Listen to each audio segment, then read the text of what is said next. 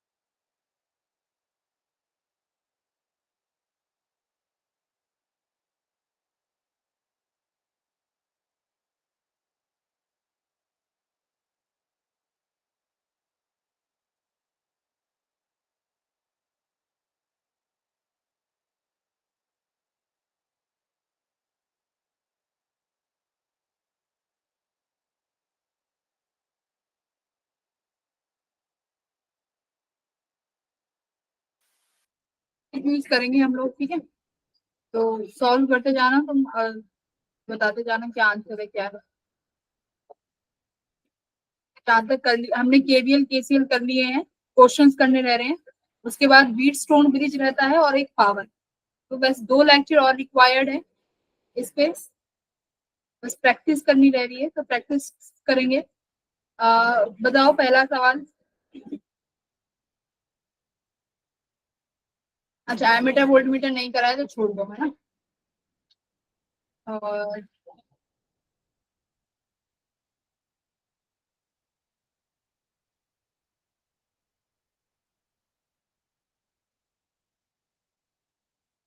चौथा बताओ।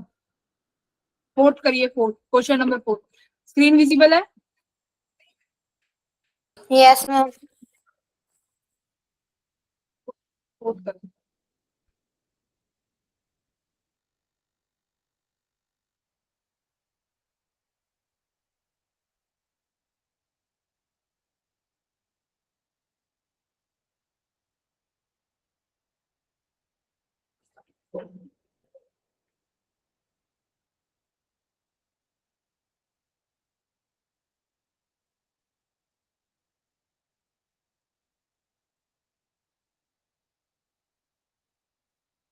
क्या गिवन है? करंट गिवन है जो कि एक कॉपर की कंडक्टर से पास कर रहा है, जिसका तुम्हें रेजिस्टिविटी गिवन है। रेडियस भी गिवन है। मोबिलिटी बताओ if the drift velocity is this. Mobility क्या होती है? Drift velocity upon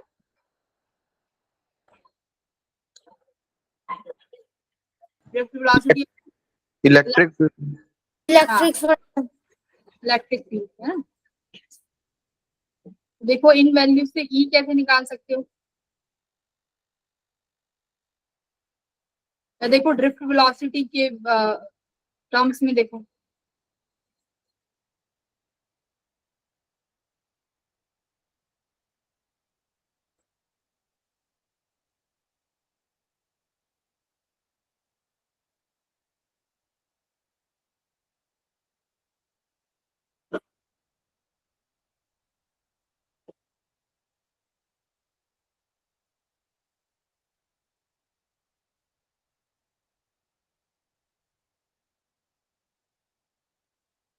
electric field को और क्या लिख सकते हैं?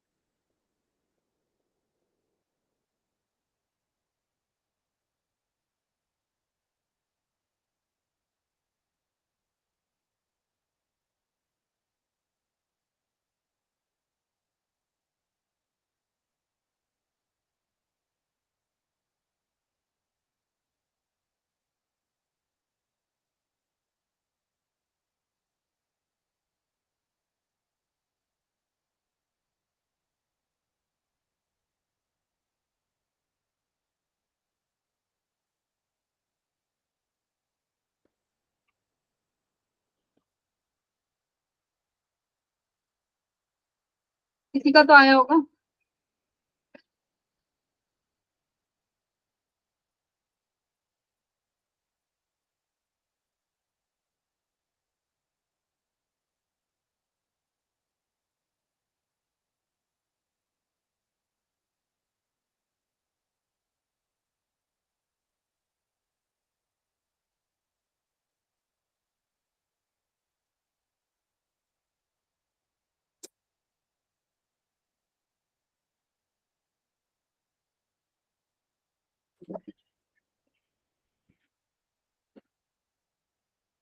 तो इलेक्ट्रिक फील्ड को उसके टर्म्स में लिखो, रेजिस्टिविटी की टर्म्स में, क्योंकि रेजिस्टिविटी गिवन है।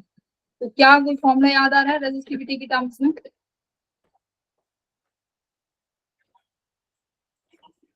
करंट डेंसिटी क्या होता था? J equals to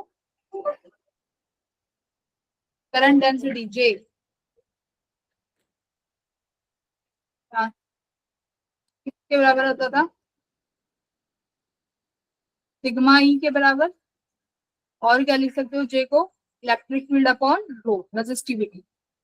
electric field कितनी, अब यहाँ से तुम्हारे पास ई कितना आ जाएगा देखो, रेजिस्टिविटी को यहाँ ले जाओ, ई अपॉन जे। करंट डेंसिटी क्या होता है बच्चों? करंट अपॉन एरिया, है ना। तो देखो मैं जे को यहाँ ले आती हूँ, इस जे को क्या लिखती हूँ? आई अपॉन ए। तो ए यहाँ चला गया, ये इलेक्ट्रिक फील्ड, मतलब यहाँ से इलेक्ट्रिक फील्ड आ गई। इलेक्ट्रिक फील्ड कितनी आ गई? डेंसिटी आई अपॉन एरिया। तो रेजिस्टिविटी गिवन है, करंट गिवन है, क्या एरिया गिवन है? Yes, 5 mm। तो और तुम्हारे पास क्या है? Drift velocity upon electric field. तो ड्रिफ्ट वेलोसिटी गिवन है, यस, हो गया। इस तरीके से करना था, बोलो, हो जाएगा? Yes, ma'am. हो जाएगा. Yes, ma'am. अब तो हो जाएगा मैम।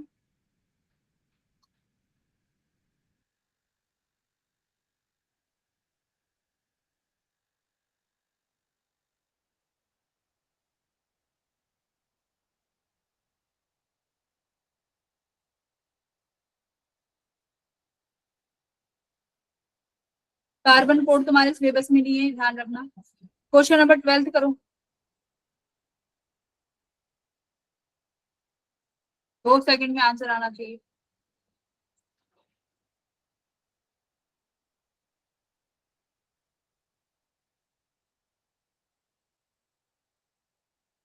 देखो जब भी मैंने तुम्हें दो फॉर्मूले लिखवाए थे, एक स्मॉल चेंज के लिए और एक जो चेंज 5% से ज्यादा हो, है ना। तो ये छोटा चेंज है, इसके लिए क्या कर सकते हो, वो परसेंटेज एरर वाला फॉर्मूला लगा सकते हो।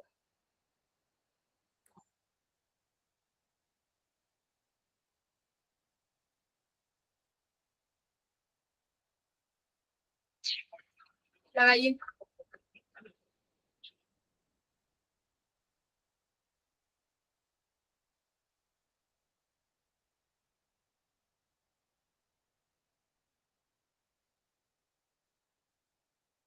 हम 2.5%। 2% कैसे है? 2.5%। हाँ सारे चलते चलो, फिर बोलो 1%। या देखो, formula R equals to rho L upon A होता है, बोला है वॉल्यूम अनचेंज, जो कि मैंने तुम्हें हमेशा बताया, तो इसको वॉल्यूम में चेंज कर दो तो आर क्या हो जाएगा, rho L square upon volume. अब परसेंटेज चेंज निकालते कैसे हो, del R by R equals to, volume तो चेंज नहीं होगा ना, रेजिस्टिविटी, तो 2 del L by L, L कितना चेंज हुआ है, ये डेल एल बाय एल कितना है 0.5, तो 2 मल्टीप्लाई 0.5 कितना हो गया, 2 इंटू 0.5, 1। तो सिर्फ 1% आया। कौन सा फॉर्मूला लगा रहे हो भाई?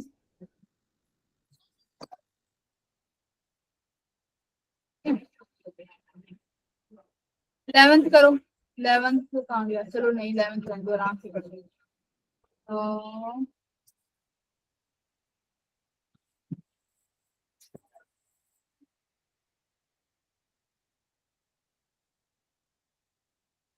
15वां करना जरा।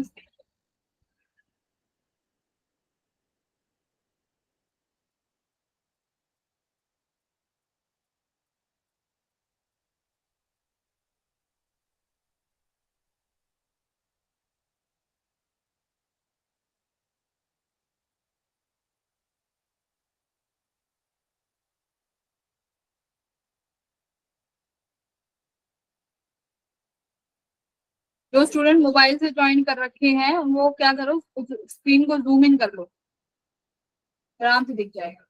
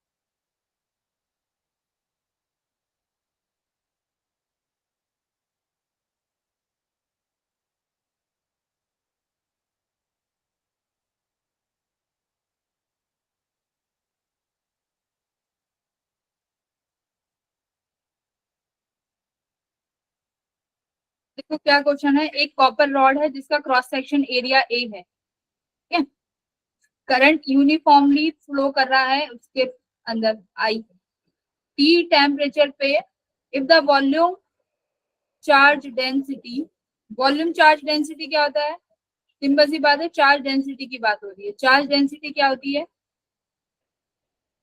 वॉल्यूम चार्ज है तो चार्ज पर यूनिट वॉल्यूम। हाँ, charge per unit volume, rho दी हुई है, how long will the charge take to travel R distance D, तो चार्ज को डिस्टेंस ट्रेवल करने में कितना टाइम लगेगा, तो चार्ज यहाँ पे क्यू अपॉन वॉल्यूम दिया हुआ है, ठीक है, वॉल्यूम कितना होता है किसी भी कंडक्टर का, एरिया इंटू उसका लेंथ, वट एवर है ना, डिस्टेंस डी है तो डी मान लो। और ये तुम्हारी चार्ज डेंसिटी कितनी गिवन है, रो, तो अब यहाँ से डी निकालना है, तो क्यू किसके बराबर हो गया, रो ए डी, तो डी किसके बराबर हो गया, Q upon rho A.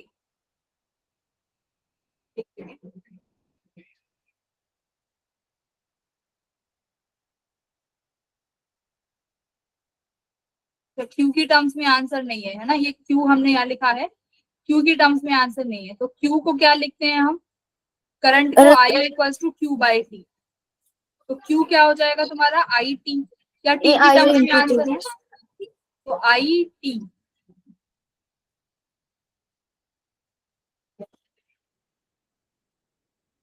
I T upon rho A आएगा ना बच्चों।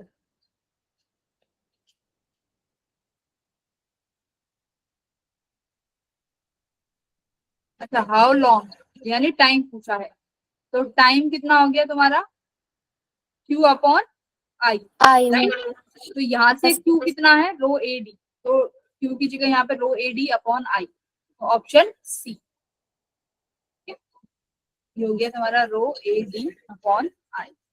एक यहाँ से निकाली एक वैल्यू क्यू की और एक वैल्यू क्यू की यहाँ से निकाली, दो इक्वेशंस में पुट रख दोगे और यू विल गेट, सबका आ गया।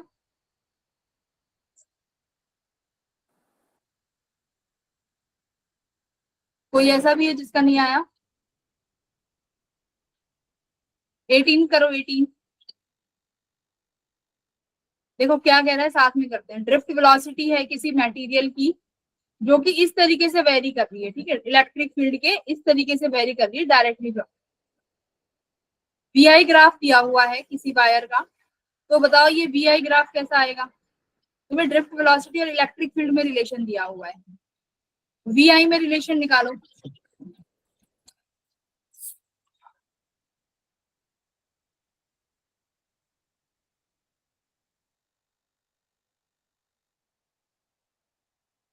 वी और आई में रिलेशन निकालो, किस तरीके से निकालो, आई क्या होता है, I equal to N E A V D, है ना, V D. N E A V D, तो V D I directly proportional है, तो मैं यहाँ आई लिख सकती हूँ, और इलेक्ट्रिक फील्ड पोटेंशियल की टर्म्स में कितना होता है वीडी, है ना, इलेक्ट्रिक फील्ड पोटेंशियल के टर्म्स में कितना होता है वीडी, तो इलेक्ट्रिक फील्ड अगर रूट में है तो पोटेंशियल भी डायरेक्टली प्रोपोर्शनल क्या हो जाएगा रूट बी, तो ये रिलेशन आ गया, मैंने वीडी को एन ए वीडी लिख दिया, तो आई और यहाँ पे ड्रिफ्ट वेलोसिटी देखो डायरेक्टली प्रोपोर्शनल है, तो वीडी को आई लिख दिया, रूट ई को क्या लिख दिया रूट बी, क्योंकि इलेक्ट्रिक फील्ड किसके बराबर होता है पोटेंशियल, सॉरी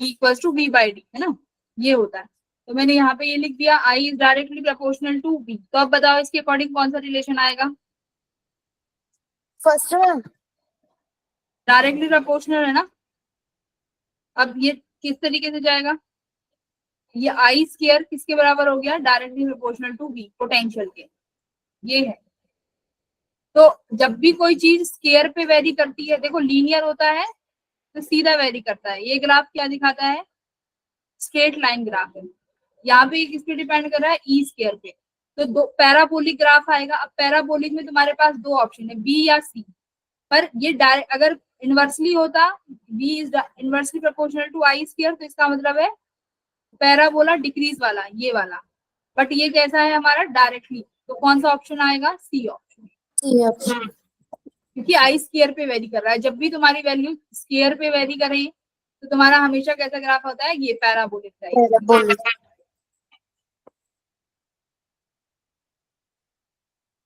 अब कॉम्बिनेशन और रेजिस्टेंस पे आ जाओ, ये 28वां सवाल करो,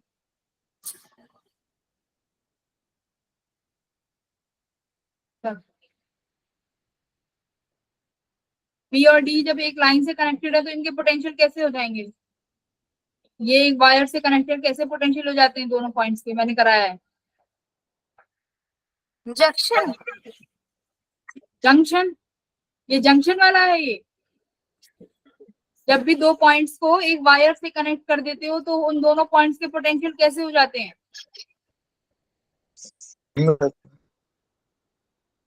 सेम हो जाते हैं ना, जो पोटेंशियल बी का है वही पोटेंशियल डी का हो जाएगा, क्योंकि एक वायर से कनेक्टेड है, सेम पोटेंशियल है बी और डी का, तो करो, मान लो ये भी पोटेंशियल बी और ये भी पोटेंशियल बी, इस तरीके से दोनों सेम पोटेंशियल पे, तो एक और चार को देखो, ये भी ए बी, इनके बीच, 1 ओम के बीच के रेजिस्टेंस कितना है, ए बी। 4 ओम का रेजिस्टेंस पोटेंशियल भी कितना है, ए बी, यानी ये दोनों सेम पोटेंशियल पे हैं। तो ये पैरेलल में हो गए 1 और 4। सिमिलरली 2 और 3 भी पैरेलल में। करो आर इक्विवेलेंट, मुझे बताओ कितना आ रहा है।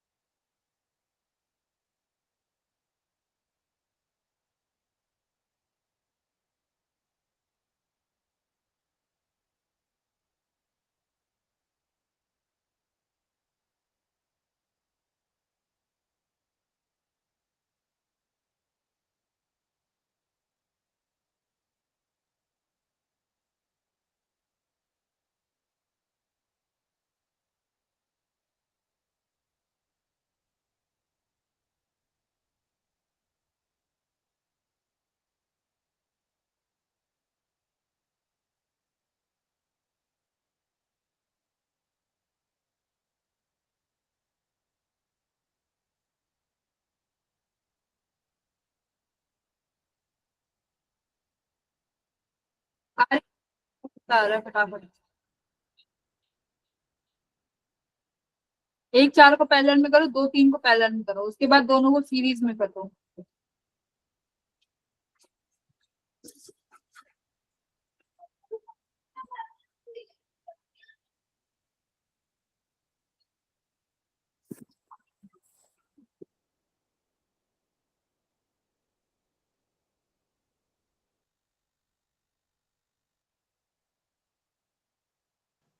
टू एम्पियर आ रहा है। मैम कैसे आया बताना। हाँ 2 एम्पियर आया, कैसे, हाउ। टू एम्पियर यस बताओ, स्टेप बताओ। इन दोनों को पहले पैरेलल में कर लिया, एक का 4/5 आ गया, एक का हाँ 6। हाँ ठीक है, इसका 4/5। दोनों को सीरीज में प्लस कर दिया मैंने। ठीक है, कितना आ गया, 3 + 4 आ गया होगा, है ना।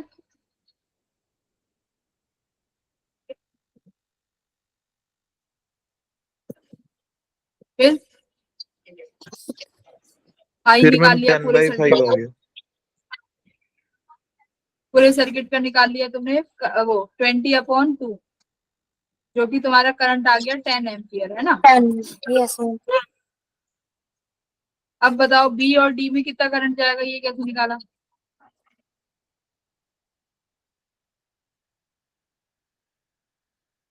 5 सॉल्व करो। पहले ए और बी का देख लो कितना, कुछ करंट यहाँ जाएगा, सिंपल सी बात है, कुछ करंट यहाँ जाएगा, है ना। ए बी का और ए डी का पोटेंशियल निकाल लो।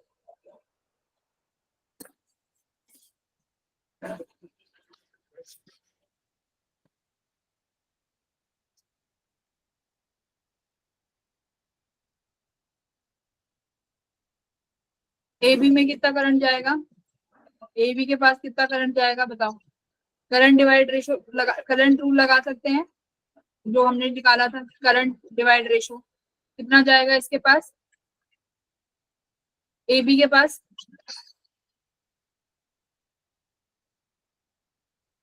अच्छा हमें किसमें निकालना है, a wire is running between point and the current in this wire। अच्छा इसी वायर में करंट चाहिए, in this wire.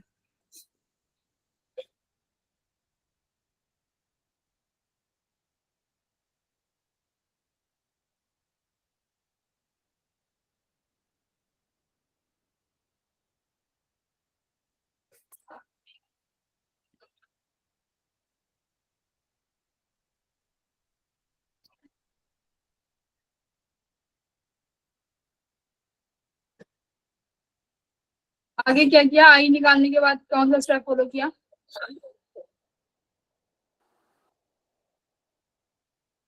A B में करंट निकाल सकते हैं भाई, ये दोनों अगर मैं पैरेलल में इनको करती हूँ तो ए बी में मेरे पास कितना करंट जाएगा? देखो टोटल करंट 2 एम्पियर है, तो करंट किस तरीके से बटेगा?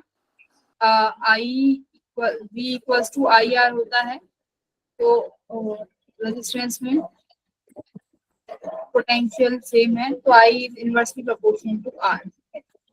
तो मुझे ए निकालना है, तो ये हो जाएगा 4/5 इंटू और एडी में मेरा हो जाएगा 1/5, राइट? Yes, ma'am. 4/5 और 1/5। फिर ए बी में इतना गया और एडी में इतना गया, तो 4/5 एम्पियर, 4/5 गया यहाँ से 1/5 गया। तो बी और डी वायर में यहाँ से कितना जाएगा? बी पॉइंट पे जैसे ही तुम्हारा 4/5 पहुंचेगा,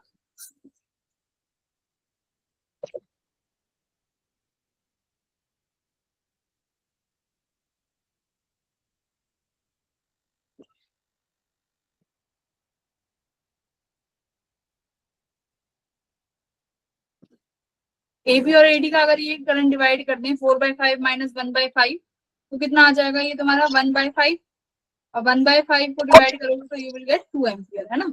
इस तरीके से, ठीक है? मैम यहाँ से रिपीट करना। या कैसे कर सकते हैं यार? मैम ये करंट निकालने के बाद डिवाइड कैसे किया? ये माइनस कर दिया, करंट निकालने के बाद माइनस कर दिया, 4/5 माइनस 1/5। कि आज जब ये करंट बी पॉइंट यहाँ पहुंचेगा और ए से ये वाला करंट यहाँ पहुंचेगा, बी और डी पे करंट, ठीक है? तो इन दोनों का जो डिफरेंस होगा वो इसमें फ्लो करेगा, तो इसलिए मैंने ये माइनस कर दिया। Yes ma'am. 4/5 माइनस 1/5। अभी तुम लोग करो क्वेश्चन नंबर 31 करना जरा।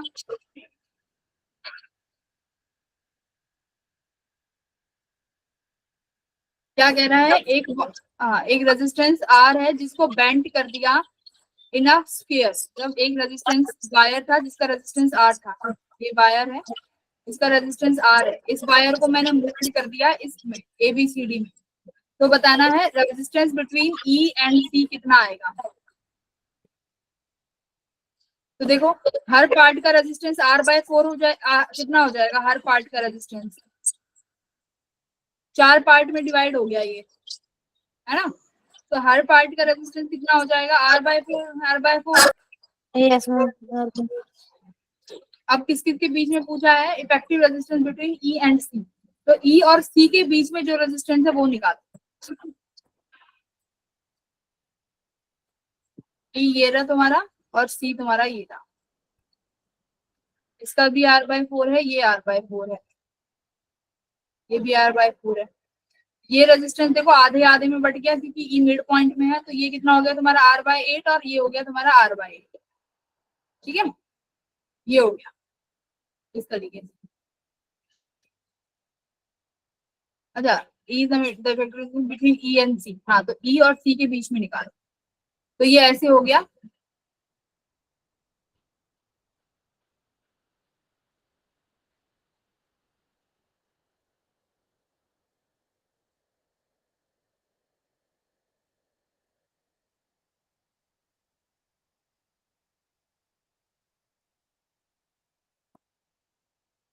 E और C के बीच का मतलब क्या है बच्चों? यहाँ से बैटरी कनेक्टेड है, मैंने हमेशा बोला है जिसके बीच में पूछा जाए तो समझ लो यहाँ से बैटरी कनेक्टेड है।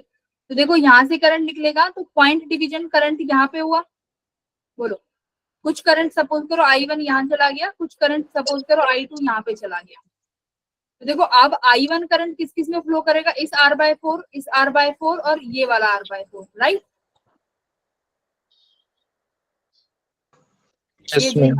ये वाला R/4 है ना, ये वाली ब्रांच। अब ये जो I2 गया ये सिर्फ E और C के बीच में गया और C से बैटरी का नेगेटिव पॉइंट है, तो बाकी I2 यहाँ से इस पॉइंट पे, C पॉइंट पे तुम्हारा I1 और यहाँ से I2 दोनों मीट कर जाएंगे, राइट? तो ये तीनों R/4 R/4 R/4 तीनों सीरीज में हो गए। तो कितना हो गया ये सीरीज में? 3/4। R/4 है तुम्हारा तीनों सीरीज में, तो ये 3R/4 हो गया I think. Yes, yes ma'am. और ये पैरेलल में किसके हो जाएगा? ओहो, एक सेकेंड, ये R/8 भी है ना यहाँ पे, ये खा गए तुम। R/4 एक ये रहा, एक R/4 ये रहा, एक R/4 ये रहा, देखो R/8 R/4 2, ये R/4 3 और ये वाला R/4 4। इन चारों को ना सीरीज में करो, तो एक तो 3R/4 हो गया प्लस एक हो गया तुम्हारा R/8, तो कितना आया? 7R/8। 7R/8। अब इसको पैरेलल में किसके साथ करेंगे स्टूडेंट्स? R/8 के साथ करना, R/8 के साथ इसको पैरेलल में कर दो दोनों, 7R/8 और R/8।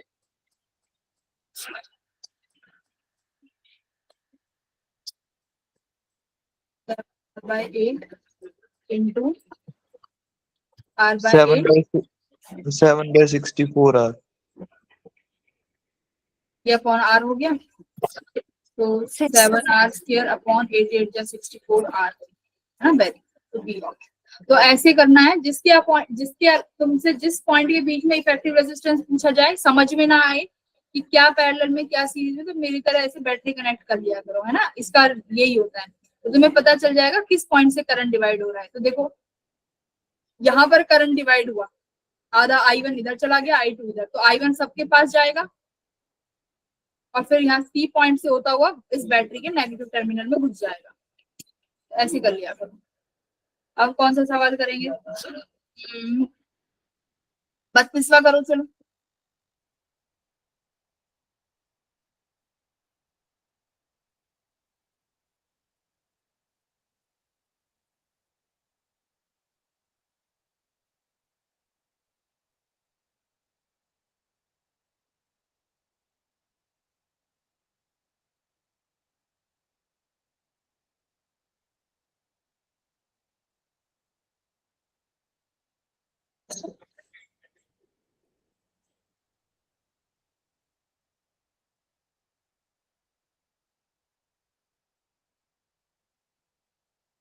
क्या कह रहा है? एक वायर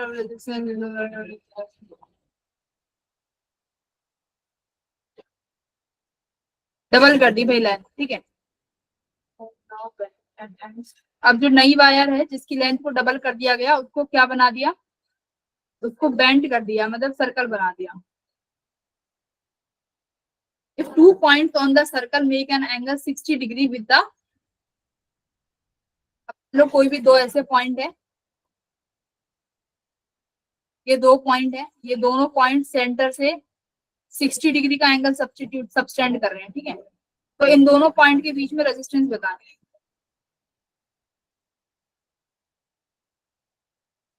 पहली बात तो एक वायर को तुमने डबल किया, जिसका रेजिस्टेंस 3 ओम था। पहले तो फाइनल आर निकालो कितना होगा इस वायर का।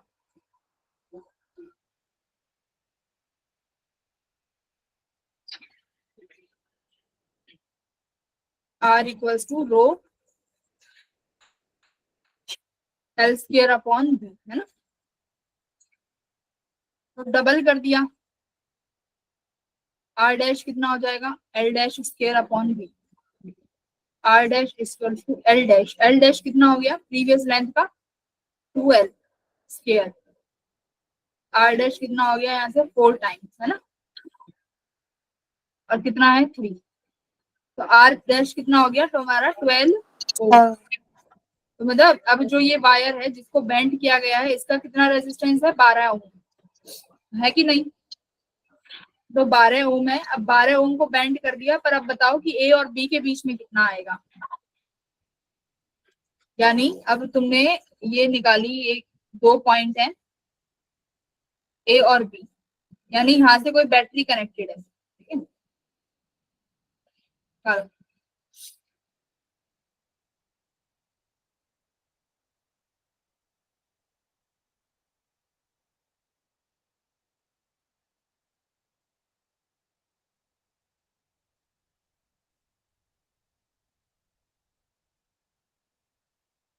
देखो रेजिस्टेंस किस में डिवाइड होता है, पूरी लेंथ में, है ना।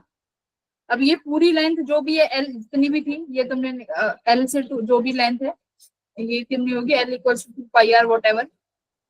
इस पूरी लेंथ में तुम्हारा रेजिस्टेंस बटा हुआ है। ए और बी के बीच में कितना रेजिस्टेंस आएगा, देखो रेजिस्टेंस पर यूनिट लेंथ कितना है, 12 ओम। टोटल रेजिस्टेंस लेंथ में सुनो 2 पाई आर लेंथ थी तुम्हारी, उसमें कितना रेजिस्टेंस है बच्चों, 12 ओम, है ना। तो पर यूनिट लेंथ में कितना रेजिस्टेंस है, 12 अपॉन 2 पाई आर। मुझे कितनी लेंथ में चाहिए स्टूडेंट्स, ए बी लेंथ में कितना है, बोलो हाँ या ना। Yes. Find the equivalent resistance between these two. हाँ तो भाई अब ये 60 डिग्री की लेंथ हो गई, और ये बाकी की जो है ये कितनी की हो जाएगी, 360 में से 60 के 300 डिग्री का। तो अब 300 हाँ तो अब इसमें कितने डिग्री का आ गया, 60 डिग्री में ये आर्क कितने बनाएगी बताओ। ये आर्क का फॉर्मूला क्या होता है, आर्क लेंथ निकालते हैं ना, आर्क लेंथ का फॉर्मूला क्या होता है, आर, है ना। थीटा 60 डिग्री है और आर तुम्हारा आर, यहाँ से आर कट गया, तो ये हो गया तुम्हारा एक, तो ए बी की लेंथ आ गई। अब ये वाला भी निकालो, ये 30 डिग्री वाला, फिर इन दोनों को क्या कर दो, पैरेलल में कर दो, करिए।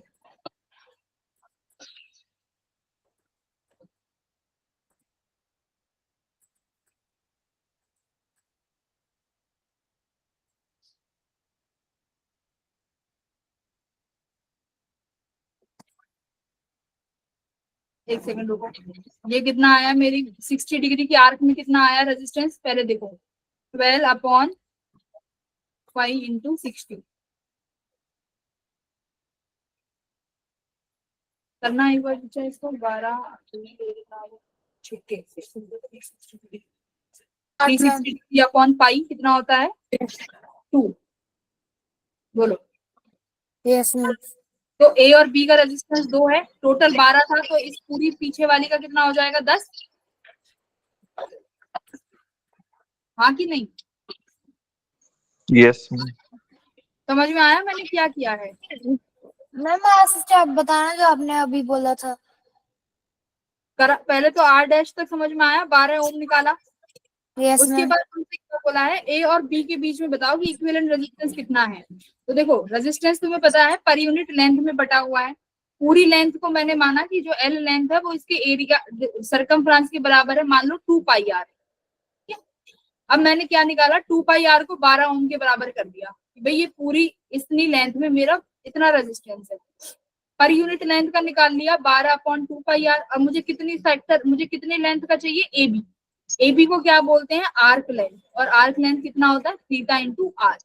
तो थीटा 60 था, रख दिया, आर की वैल्यू रख दी, आर से आर कट गया, तो यहाँ देखो 2 को 12 से काटा कितना आया 6, तो 6 ये 360 अपॉन पाई, पाई की वैल्यू 180 होती है। तो कितना रेजिस्टेंस आया ए बी के बीच में, 2। और ये अगर टोटल 12 था तो ये पीछे वाला जो 300 डिग्री का एंगल सब्स्टिट्यूट कर रहा है, निकालने की जरूरत नहीं, तुम्हें पता है ये कितने का आएगा, 10 का आएगा। तो ये 2 और ये 10, अब दोनों को किसमें कनेक्ट कर दो, पैरेलल में, तो कितना आ जाएगा, पैरेलल में क्यों करेंगे देख लो, बैटरी कनेक्ट, नहीं समझ में आ रहा तो बैटरी कनेक्ट बी से। तो करंट जैसे ही यहाँ पे पहुंचा प्लस से निकलेगा, करंट यहाँ पहुंचेगा इस पॉइंट पे, तो देखो डिवाइड होगा, तो क्या हो जाएगा, करंट देखो डिवाइड होगा, क्यों होगा देखो। अब करंट के पास यहाँ पे भी जा सकता है, यहाँ भी रेजिस्टेंस है और यहाँ भी रेजिस्टेंस, तो इसका मतलब करंट सेपरेट हो गया, I1 करंट सपोज करो यहाँ, I2 यहाँ, तो क्या करेंगे हम लोग, पैरेलल में करेंगे, करंट डिवाइड।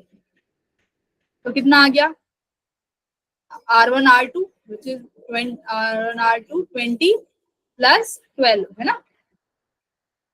तो ये आ गया तुम्हारा 10/6 और 5/3, तो 5/3 देख लो। कोई भी ऐसा कॉन्सेप्ट नहीं है जो तुम्हें नहीं आता हो, तुम कर सकते हो, कॉन्फिडेंस लेके आओ। हो जाएगा, आगे बढ़े। अब तो डाउट नहीं है इसमें। No ma'am. ठीक,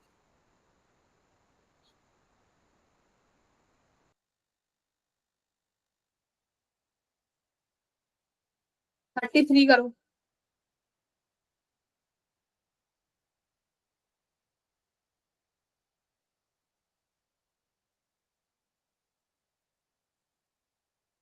तो तुम्हारे अब देखो कौन से क्वेश्चन बचे, मैं यहाँ पहले लिख दे रही हूँ कौन से चैप्टर बचे, कौन सा टॉपिक बचा हुआ है। एक तो पावर, और एक तुम्हारा बचा हुआ है जिसमें हम लोगों को व्हीट स्टोन ब्रिज देखना है।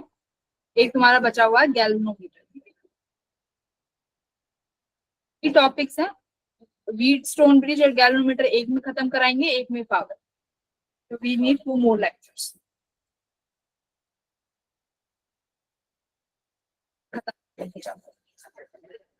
तो स्टार्ट हो जाएगा कैपेसिटेंस।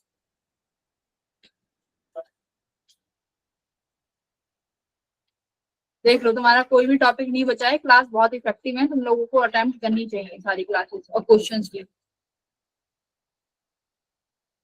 अरे इसमें तो आंसर में मैंने टिक ही लगाया हुआ है। आर इक्विवेलेंट बता दो फिर तुम, बस आर इक्विवेलेंट बता दो मुझे, मैं खुश हो जाऊंगी। आगे बढ़ते हैं।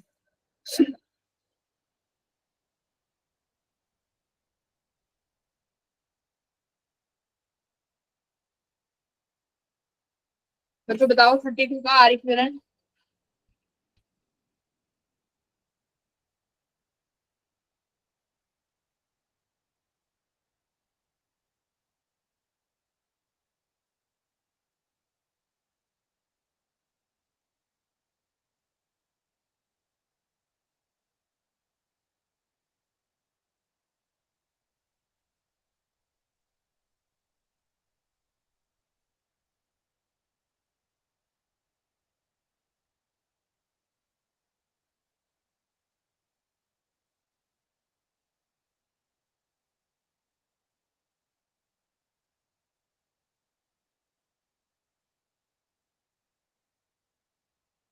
थर्टी टू का आर 32 सॉरी 33 के है ना, 33 सॉरी। आर इक्विवेलेंट बताओ, नेहा बताएगी।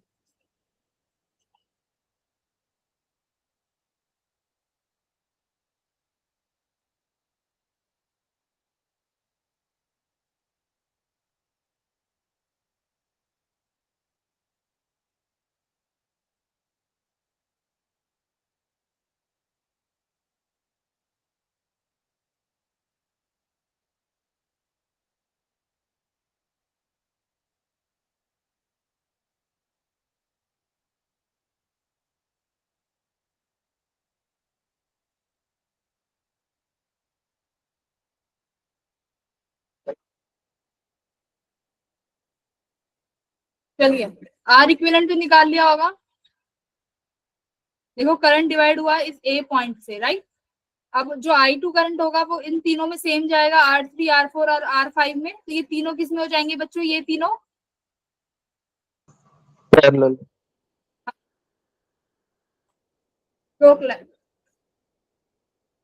तीनों में करंट सेम जाएगा तो पैरेलल में हो जाएंगे। वाओ, ये कब पढ़ाया मैंने भाई, तीनों में सेम करंट जाने पे पैरेलल होता है। किसने बताया ये जवाब, कौन था ये, मुझे एक बार बताना, नाम बताना प्लीज, जल्दी से बताओ।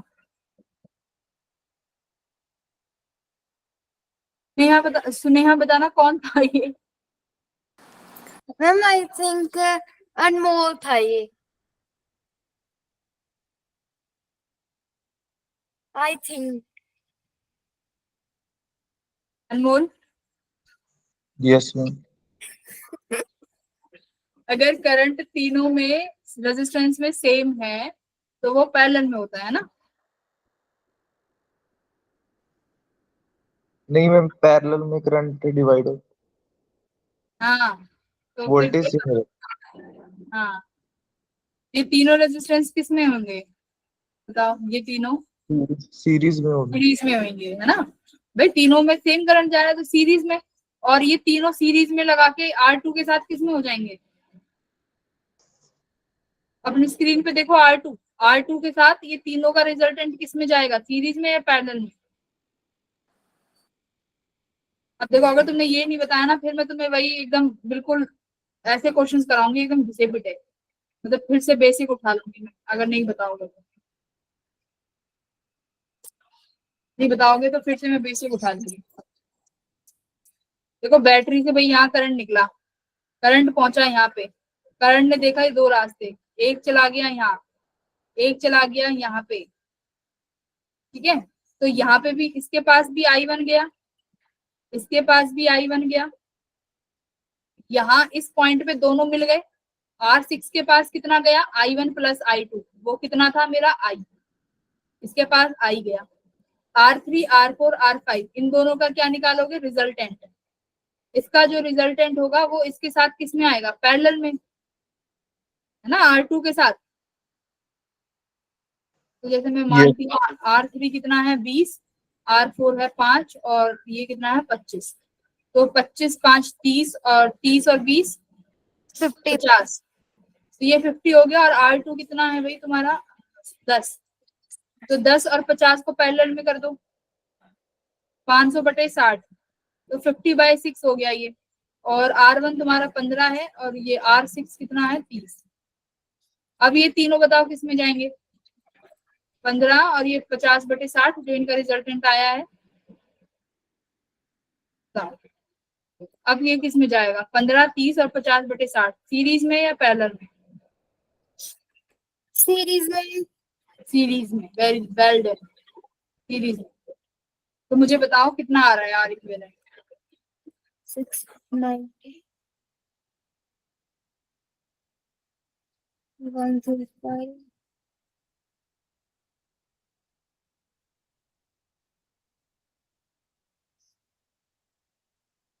160/30 आएगा, ठीक है, चेक कर लेना। आर इक्विवेलेंट आएगा 160/30। आर इक्विवेलेंट निकालते ही तुम आई आराम से निकाल सकते हो, क्योंकि ये गिवन है ई की वैल्यू है भाई। चलें आगे। Yes yes ma'am. Yes ma'am, तो इतनी जल्दी कहते हो।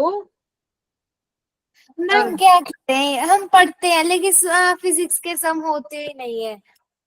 क्यों नहीं होते भाई, फिजिक्स के सम इतने तक तो नहीं है फिजिक्स, और किस किस से नहीं होते हैं physics? लॉजिक ही नहीं बनता मैम हमारे से। क्या नहीं बनता? लॉजिक।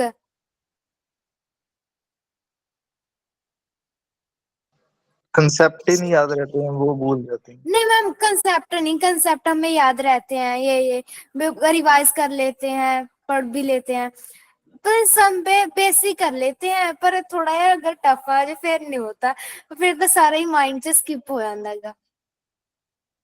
स्किप हो जाता है। और किस किस के साथ है ये दिक्कत? स्नेहा के साथ है, अनमोल के साथ है, और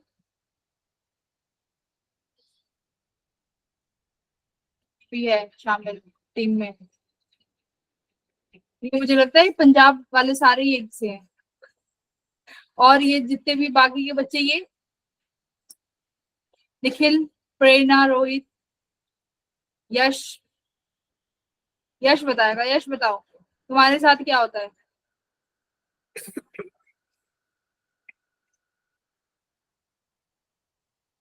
है यश, बोलो। यश तो सो गया लगता है क्लास में। यश क्लास में हो कि नहीं हो?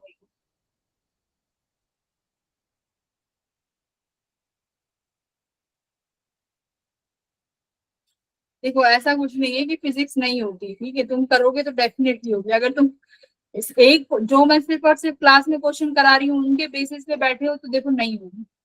मेरी मेहनत सिर्फ 30% है, 70% तो तुम्हें ही करना है। मैं तुम्हारे दिमाग में कॉन्सेप्ट घुसा दूंगी, बाकी प्रैक्टिस ही करनी है।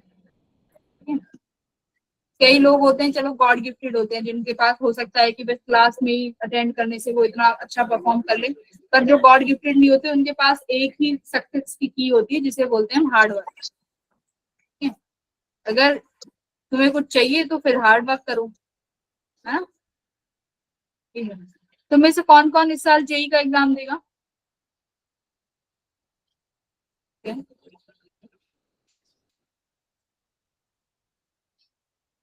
मैं तो इस साल ड्रॉप लेना है। हाँ, तुम ड्रॉप लोगे, ओके। +1 का मैम हमें कुछ नहीं आता। ऐसे मत बोलो कि हमें कुछ नहीं आता, ऐसे बोलो कि मैम हमें आता है बट हमें प्रैक्टिस चाहिए। ऐसे बोलोगे ना नहीं आता, तो हमेशा अपने मुंह से पॉजिटिव चीजें बोलो। कभी मत बोलो कि मैम हमसे ये नहीं होता, हमें नहीं आता, कभी मत बोलो। बोलो कि हमें तो मैम मुझे तो सब आता है, बेशक तुम्हारे मार्क्स कम आ रहे हो, ठीक है। ऐसे बोलो मैम मुझे सब आता है, मैं कर लूंगी, मैं कर लूंगी। वो मैं ऐसे करते करते ना। हाँ, +1 में हमारे ये ਜਿਹੜਾ फाइनल एग्जाम थी न्यूमेरिकली एक नहीं पाया ਸੀਗਾ टीचर्स ने थ्योरेटिकल वर्क बस डेरिवेशंस न्यूमेरिकल सिर्फ 1 या 2 नंबर ਦਾ आया होना। नहीं तभी तो तुम लोगों का तभी तो फ्लो नहीं बन रहा ना न्यूमेरिकल्स करने में। Yes ma'am. ये तुम्हारे स्कूल की ही गलती है। फिजिक्स में तो न्यूमेरिकल होना चाहिए, डेरिवेशन करके क्या करोगे? कापियां एप्लीकेशन, वही तो। कालियां करवाते रहते हैं डेरिवेशन इतनी इतनी लंबी। देखो बच्चे बेचारे। तुम पंजाब बोर्ड से हो गया सारे या फिर ये सीबीएसई? तो क्या नहीं है। मनदीप पंजाब से है, पंजाब बोर्ड।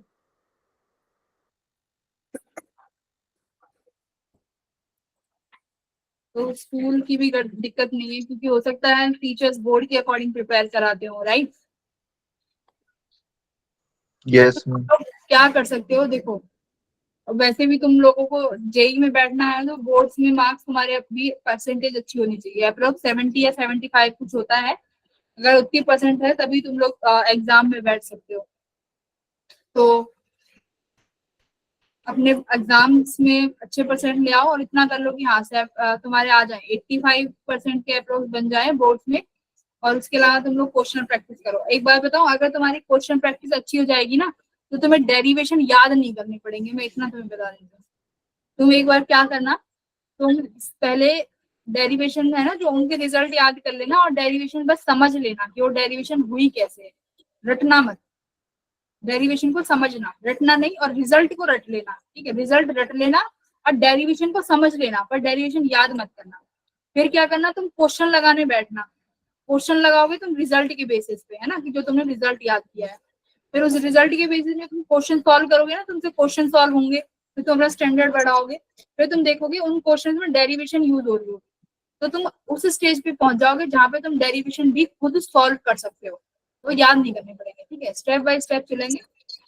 जो बच्चे ड्रॉप लेंगे, तो फिर अगले साल ना तुम लोग इतने सीरियस हो जाना, बहुत अच्छे से पढ़ लेना, कि 1 साल रहेगा तुम लोगों के पास। हाँ बोलो बोलो। मैम जब हमारे सितंबर के टेस्ट स्टार्ट होंगे अभी हम क्लासेस 1.5 घंटे की लगाएंगे। वो भाई वो तो तुम्हें बताएंगे, जो भी तुम्हारे बताते हैं शेड्यूल वगैरह का, जो टीचर्स तुमसे कांटेक्ट में है वो तुम्हें बता देंगे। मैम के स्कूल वाले मिड सेम स्टार्ट करने की कह रहे हैं, जबकि स्कूल में ना तो टीचर है, स्कूल में सिर्फ फर्स्ट चैप्टर का टॉपिक। ओहो, मैम हमें तो ही मास्टर कैडर वाले पढ़ाते हैं, केमिस्ट्री का सिर्फ एक लेक्चर आ रहा है। मनीष के साथ भी यही प्रॉब्लम है, उसके साथ तो बेचारे के साथ बहुत दिक्कत है। ये मिड सेम एग्जाम जो होंगे मनीष, ये तुम्हारे बोर्ड्स के एग्जाम है, या फिर जो स्कूल में होते हैं exam, pre board type? Pre board है या फिर बोर्ड है जो प्रॉपर होता है, सेंटर आते हैं दूर दूसरे स्कूल में देके आते हैं, बोर्ड्स हैं? तो सितंबर में सबका बोर्ड है सबके नो बोर्ड एग्जाम? मैम नहीं है, हमारे तो स्कूल में है। किसी किसी के हैं, देखो अनमोल का भी है, मनीष का भी है, बोर्ड है सितंबर में। नहीं मैम, स्कूल में ही होते हैं सितंबर के पेपर तो। अच्छा, स्कूल में है सितंबर के। सिलेबस ही इतना इतना दस दिया ही। तो ये तो है, पढ़ना तो पड़ेगा। पर मनीष की दिक्कत तो है कि बहुत ज्यादा गौर करने वाली, कि स्कूल देखो, स्कूल वालों ने एजुकेशन का पता नहीं क्या ही कर दिया, टीचर्स नहीं है। हाँ हाँ, मैं समझ गई। बहुत दिक्कत है भाई तुम लोगों को तो, बहुत परेशानी है। मनीष तुम भी पंजाब से ही हो क्या?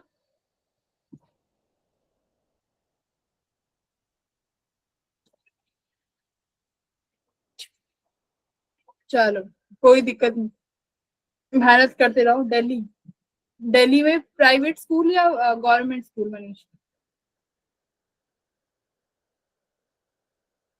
गवर्नमेंट। दिल्ली के गवर्नमेंट स्कूल तो अच्छे हैं भाई। वो तुमने खुद से डिले कर दिया, तुम लोग चाहते तो खुद से थोड़ा थोड़ा पढ़ के, अब तो तुम्हारे पास बहुत सारे रिसोर्सेज हैं। ऐसे ऐसी स्कूल्स हैं। ओहो। तो देखो तुम्हारे पास खुद का ऑप्शन है, अब तो ऐसा भी नहीं है कि तुम्हारे पास बहुत तुम 100 साल पहले की 10-15 साल सेंचुरी, मतलब साल की बात करूं, 10 साल पहले, तब तो तुम्हारी दिक्कत होती तो जेन्युइन। अभी तुम्हारे पास इतने रिसोर्सेज हैं ऑनलाइन, फ्री रिसोर्सेज हैं, तुम उठा सकते थे। अच्छा, तुम फर्स्ट बैच हो स्कूल, तुम्हारा तो उन्होंने। हम हमारे पास तो टाइम ही नहीं होता स्कूल से इतने ये तो एक तुम, लगते हैं, फिर ही टीचर्स इतना रिटर्न वर्क दे देते हैं, कभी टेस्ट दे देते हैं। एक दिन में हमारे 3-3 टेस्ट हो जाते हैं, केमिस्ट्री, फिजिक्स, मैथ्स। ये तो तुम्हारे साथ नहीं, ये सब बच्चों के साथ होता है। ठीक है, मैनेज करो चीजें। रिटर्न वर्क मत करके ले जाओ, बोलो कि मैम मैं जेई का प्रिपेयर कर रही हूँ, जो भी है उनको बोल दो कि मैम मैं सिर्फ टेस्ट दूंगी, एग्जाम दूंगी, रिटर्न वर्क जो भी है वो मैं नहीं करूंगी। तो ऐसे तुम टीचर से कंसल्ट कर सकते हो, अगर टीचर जेन्युइन होगा तो they will understand your problem. तो क्वेश्चन नंबर 37 पे आ जाओ, क्या कह रहा है? इक्विवेलेंट रेजिस्टेंस निकालो between A and B.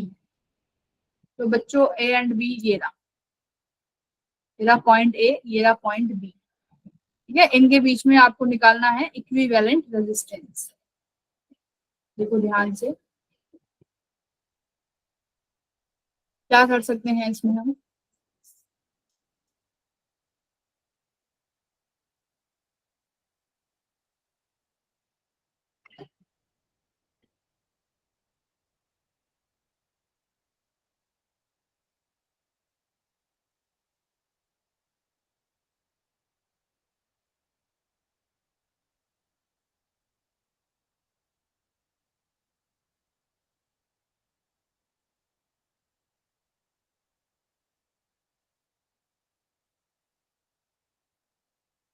Question number 37 करिए।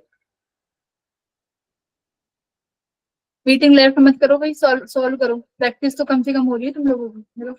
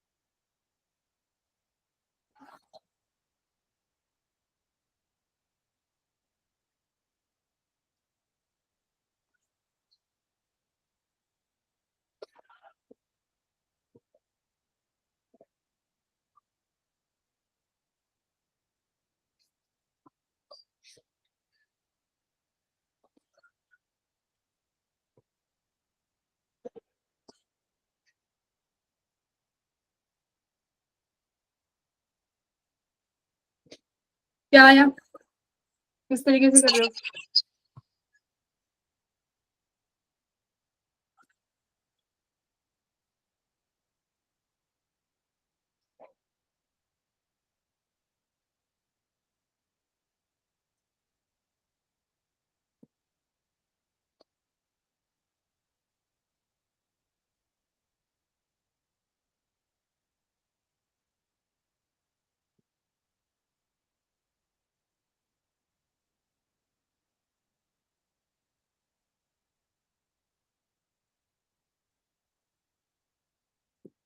देखो एक बार देखते हैं, यानी ए से करंट चलेगा, ठीक है, यहाँ से करंट गया, यहाँ पर पहुंचा।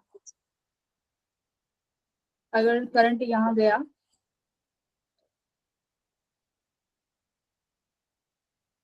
आपका रेजिस्टेंस देखो आर गिवन है, ये भी आर, ये भी आर, ये आर यहाँ गया करंट,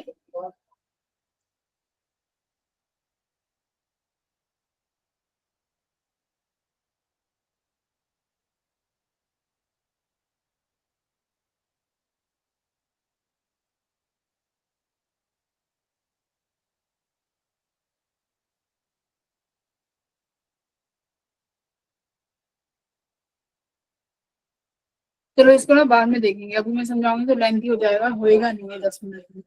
इसको स्क्रीनशॉट लेके रख लो, करेंगे इसको।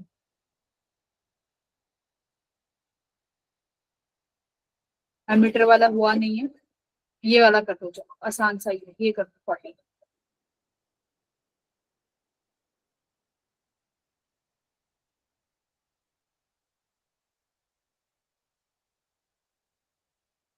पूछा है मैक्सिमम किसके बीच में होगा रेजिस्टेंस, खुद देखो मैक्सिमम रेजिस्टेंस कब हो सकता है।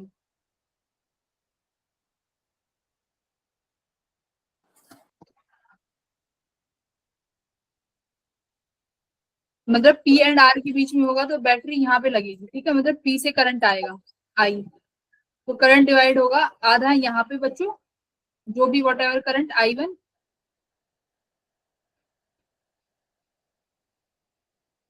और कुछ करंट तुम्हारा यहाँ पे I2, फिर करंट यहाँ पे जाएगा, फिर करंट डिवाइड होगा।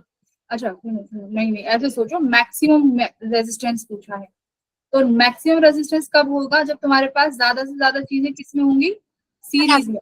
Yes ma'am, series. पैरेलल में तो कम हो जाएगा। तो देखो, तो करंट को ऐसे करो कि ज्यादा से ज्यादा तुम्हारा सीरीज में जाए।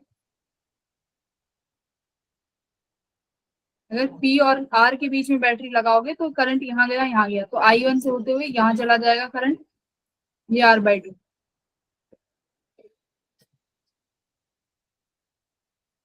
तो ना पहले तो सॉल्व कर लो, ये R हो गया, ये कितना हो जाएगा R/3, और ये तुम्हारा हो गया R/2, ठीक है, तो ये P, ये R और ये Q। अब देख लो किसके बीच में लगाना है, तो मैक्सिमम कब होगा, पी एंड आर के बीच। पीआर। अगर मैं इन दोनों को क्या कर दूं, पैरेलल में करके R के साथ सीरीज में कर दूं,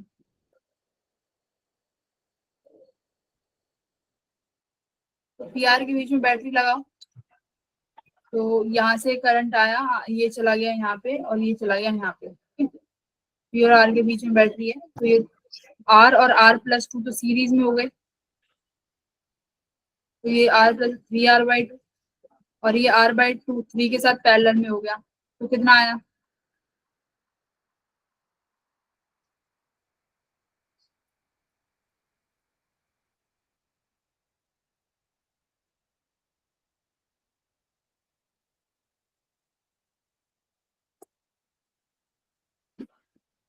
अलग अलग निकाला है भाई हमने सबके में, अलग अलग निकाल के देखेंगे क्या। पी आर के बीच में निकाला, बिटवीन पी और आर कितना आया, 3R/2 प्लस R/3, तो ये हो गया तुम्हारा 3 से 3 कट गया, R²/2, ये हो गया 3 दूनी 6, फिर 9R प्लस 2R, तो कितना आया पी आर के बीच में, 9। R²/2। तो तुम्हें ना अलग अलग निकाल के देखना पड़ेगा, जैसे पी आर के बीच में निकाल लोगे, ठीक है, अलग से, फिर उसके बाद पी क्यू के बीच में निकाल लोगे, फिर क्यू आर के बीच में, तो फटाफट फटाफट निकल जाएगा, ज्यादा समय नहीं लगेगा तुम्हें कैलकुलेशन पे। बस इस सर्किट को रिड्यूस कर लेना है ऐसे, R/3 और R/2। पी आर के बीच में जो आ रहा है वो आ रहा है 3/11। ऑब्वियसली ये ये हो गया R, ये R² upon 11R yes sir. है ना, और ये यहाँ पे 9r प्लस अपॉन 3 तरीके से। तो एक 3 को ऊपर ले जाएं, ये कट गया तो कितना आ गया 3r/11। 3r/11। तो ऐसे करके तुम सबके साथ निकाल सकते हो, फिर देख लेना जिसमें मैक्सिमम हो उसके साथ कर लेना। इसमें ये दोनों सीरीज में है। अब पी क्यू में देखना, अगर इसमें सबसे ज्यादा आ रहा है पी और क्यू में, यानी तुमने बैटरी पी और क्यू के बीच में लगाई तो करंट यहाँ चला गया, फिर ये करंट यहाँ चला गया, तो ये वाले दोनों सीरीज में हो जाएंगे और ये पैरेलल में। कर लेना, आसान क्वेश्चन है, सीरीज पैरेलल करना है, टफ नहीं है ज्यादा। और किरचॉफ्स लॉ आ जाओ, किरचॉफ्स लॉ के क्वेश्चन और कर लो, एक एक क्वेश्चन कर लो केसीएल का।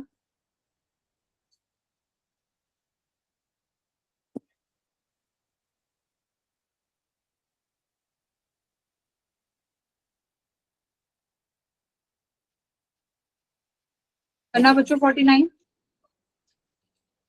दो तुम्हारे एक बैटरी यहाँ है, एक बैटरी यहाँ है, तो दो लूप्स लगा दो, ठीक है।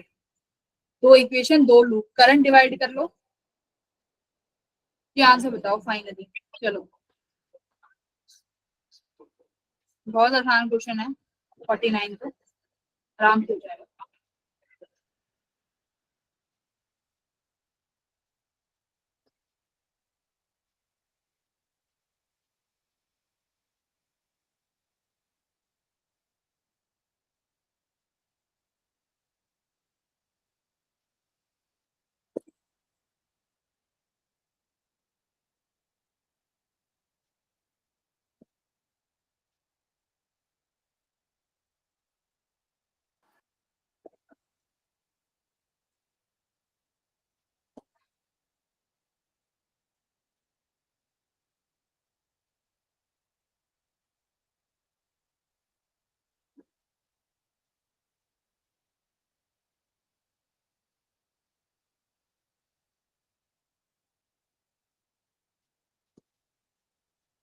Potential at point B with respect to point A, A और बी के बीच में पोटेंशियल निकालना है कितना है, यानी वीबी माइनस वी ए करना है।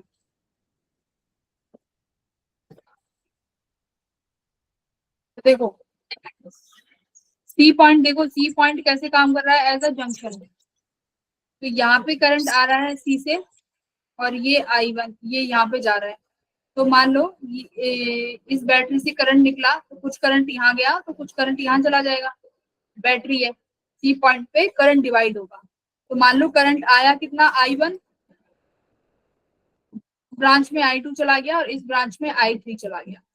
तो जंक्शन पे अगर मैं केसीएल लगाऊं, करंट लॉ, तो क्या कहेगा, incoming current equals to outgoing current, ठीक है। ये I2 प्लस I3, तो करंट कितना आ रहा है बच्चों I1, I1 कितना करंट है, 1 I1 एम्पियर। ये रहा है ना 1 एम्पियर करंट, ये आ रहा, ये यहाँ से आया और यहाँ पे 1 एम्पियर आया, और कितना चला गया देखो, इस ब्रांच में 2 एम्पियर चला गया। I3 कितना आ गया तुम्हारा,